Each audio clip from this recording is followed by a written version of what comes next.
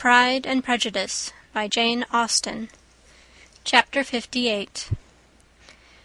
Instead of receiving any such letter of excuse from his friend as Elizabeth half expected Mr. Bingley to do, he was able to bring Darcy with him to Longbourn before many days had passed after Lady Catherine's visit. The gentleman arrived early, and before Mrs. Bennet had time to tell him of their having seen his aunt, of which her daughter sat in momentary dread, Bingley, who wanted to be alone with Jane, proposed their all walking out. It was agreed to. Mrs. Bennet was not in the habit of walking.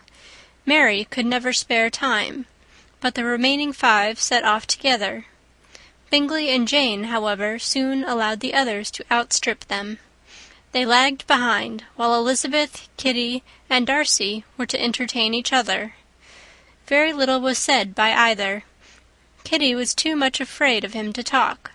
Elizabeth was secretly forming a desperate resolution, and perhaps he might be doing the same. They walked towards the Lucases, because Kitty wished to call upon Maria, and as Elizabeth saw no occasion for making it a general concern, when Kitty left them, she went boldly on with him alone. Now was the moment for her resolution to be executed, and while her courage was high, she immediately said, "Mr. Darcy, I am a very selfish creature, and for the sake of giving relief to my own feelings, care not how much I may be wounding yours. I can no longer help thanking you for your unexampled kindness to my poor sister. Ever since I have known it, I have been most anxious to acknowledge to you how gratefully I feel it. Were it known to the rest of the family, I should not have merely my own gratitude to express." "I am sorry, exceedingly sorry," replied Darcy, in a tone of surprise and emotion, "that you have ever been informed of what may, in a mistaken light, have given you uneasiness. I did not think Mrs. Gardiner was so little to be trusted." "You must not blame my aunt. Lydia's thoughtlessness first betrayed to me that you had been concerned in the matter, and, of course, I could not rest till I knew the particulars. Let me thank you again and again, in the name of all my family, for that generous compassion which induced you to take so much trouble, and bear so many mortifications, for the sake of discovering them." "If you will thank me," he replied, "let it be for yourself alone. That the wish of giving happiness to you might add force to the other inducements which led me on, I shall not attempt to deny. But your family owe me nothing. Much as I respect them, I believe I thought only of you." Elizabeth was too much embarrassed to say a word. After a short pause, her companion added, "You are too generous to trifle with me. If your feelings are still what they were last April, tell me so at once. My affections and wishes are unchanged, but one word from you will silence me on this subject for ever." Elizabeth, feeling all the more than common awkwardness and anxiety of his situation, now forced herself to speak, and immediately, though not very fluently, gave him to understand that her sentiments had undergone so material a change since the period to which he alluded, as to make her receive with gratitude and pleasure his present assurances. The happiness which this reply produced was such as he had probably never felt before, and he expressed himself on the occasion as sensibly and as warmly as a man violently in love can be supposed to do. Had Elizabeth been able to encounter his eye, she might have seen how well the expression of heartfelt delight diffused over his face became him. But, though she could not look, she could listen, and he told her of feelings which, in proving of what importance she was to him, made his affection every moment more valuable. They walked on, without knowing in what direction. There was too much to be thought and felt and said for attention to any other objects. She soon learnt that they were indebted for their present good understanding to the efforts of his aunt, who did call on him in her return through London, and there relate her journey to Longbourn, its motive, and the substance of her conversation with Elizabeth, dwelling emphatically on every expression of the latter which, in her ladyship's apprehension, peculiarly denoted her perverseness and assurance, in the belief that such a relation must assist her endeavours to obtain that promise from her nephew which she had refused to give. But unluckily for her ladyship, its effect had been exactly contrariwise. "It taught me to hope," said he, "as I had scarcely ever allowed myself to hope before. I knew enough of your disposition to be certain that, had you been absolutely, irrevocably decided against me, you would have acknowledged it to Lady Catherine, frankly and openly." Elizabeth coloured and laughed as she replied, "Yes, you know enough of my frankness to believe me capable of that. After abusing you so abominably to your face, I could have no scruple in abusing you to all your relations. What did you say of me that I did not deserve? For, though your accusations were ill-founded, formed on mistaken premises, my behaviour to you at the time had merited the severest reproof. It was unpardonable. I cannot think of it without abhorrence." "We will not quarrel for the greater share of blame annexed to that evening," said Elizabeth. "The conduct of neither, if strictly examined, will be irreproachable. But since then we have both, I hope, improved in civility." "I cannot be so easily reconciled to myself. The recollection of what I then said, of my conduct, my manners, my expressions during the whole of it, is now, and has been many months, inexpressibly painful to me. Your reproof, so well applied, I shall never forget. Had you behaved in a more gentlemanlike manner. Those were your words. You know not, you can scarcely conceive how they have tortured me, though it was some time, I confess, before I was reasonable enough to allow their justice. I was certainly very far from expecting them to make so strong an impression. I had not the smallest idea of their being ever felt in such a way." "I can easily believe it. You thought me then devoid of every proper feeling. I am sure you did. The turn of your countenance I shall never forget, as you said that I could not have addressed you in any possible way that would induce you to accept me." "Oh, do not repeat what I then said. These recollections will not do at all. I assure you that I have long been most heartily ashamed of it." Darcy mentioned his letter. "Did it?" said he. "Did it soon make you think better of me?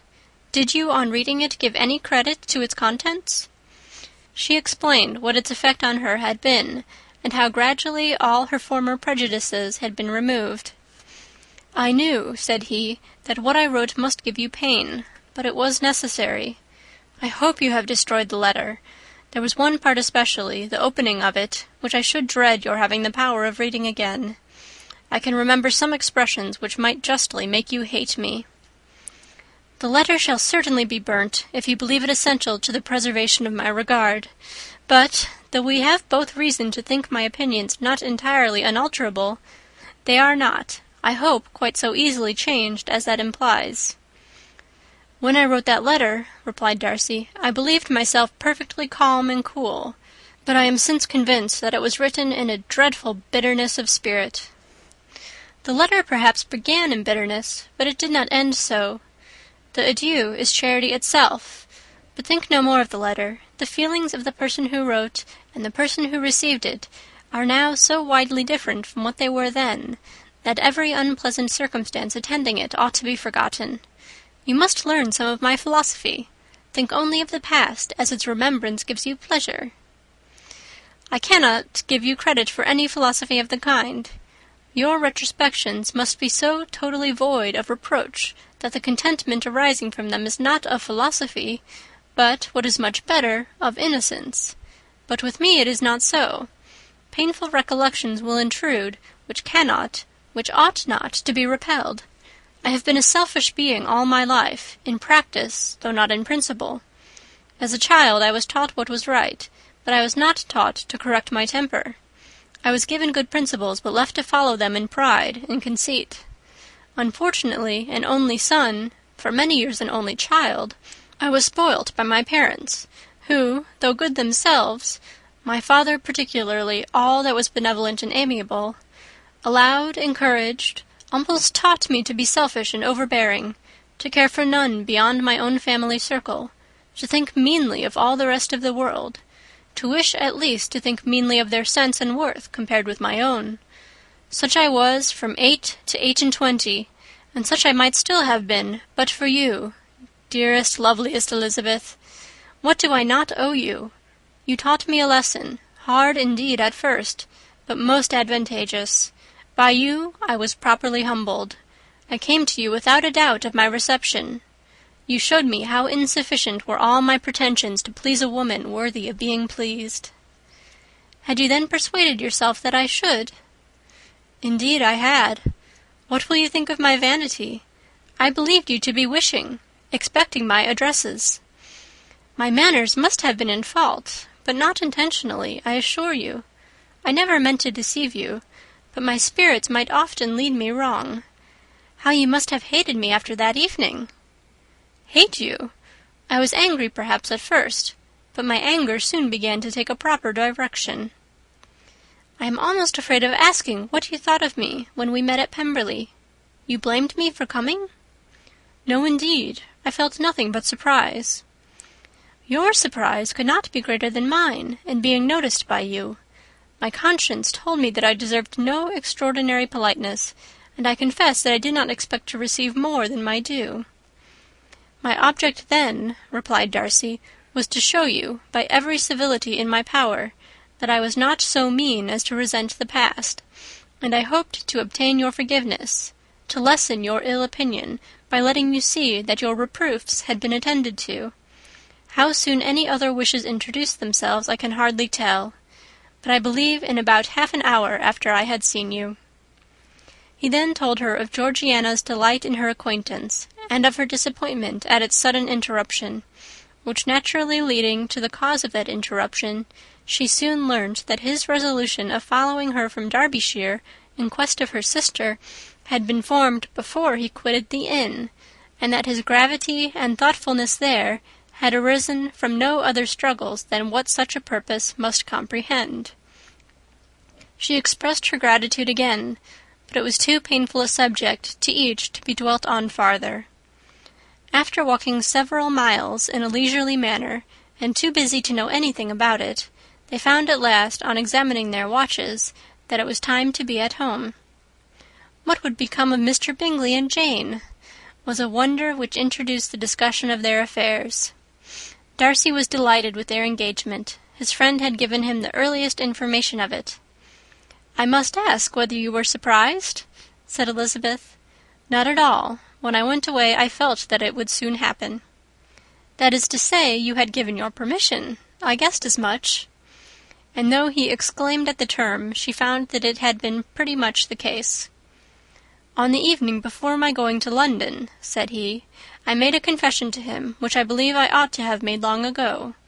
I told him of all that had occurred to make my former interference in his affairs absurd and impertinent. His surprise was great. He had never had the slightest suspicion. I told him, moreover, that I believed myself mistaken in supposing, as I had done, that your sister was indifferent to him, and as I could easily perceive that his attachment to her was unabated, I felt no doubt of their happiness together." Elizabeth could not help smiling at his easy manner of directing his friend. "Did you speak from your own observation," said she, "when you told him that my sister loved him, or merely from my information last spring?" "From the former. I had narrowly observed her during the 2 visits which I had lately made here, and I was convinced of her affection." "And your assurance of it, I suppose, carried immediate conviction to him?" "It did. Bingley is most unaffectedly modest. His diffidence had prevented his depending on his own judgment in so anxious a case, but his reliance on mine made everything easy. I was obliged to confess one thing, which for a time, and not unjustly, offended him. I could not allow myself to conceal that your sister had been in town 3 months last winter, that I had known it and purposely kept it from him. He was angry, but his anger, I am persuaded, lasted no longer than he remained in any doubt of your sister's sentiments. He has heartily forgiven me now." Elizabeth longed to observe that Mr. Bingley had been a most delightful friend, so easily guided that his worth was invaluable, but she checked herself. She remembered that he had yet to learn to be laughed at, and it was rather too early to begin. In anticipating the happiness of Bingley, which of course was to be inferior only to his own, he continued the conversation till they reached the house. In the hall they parted. End of chapter 58.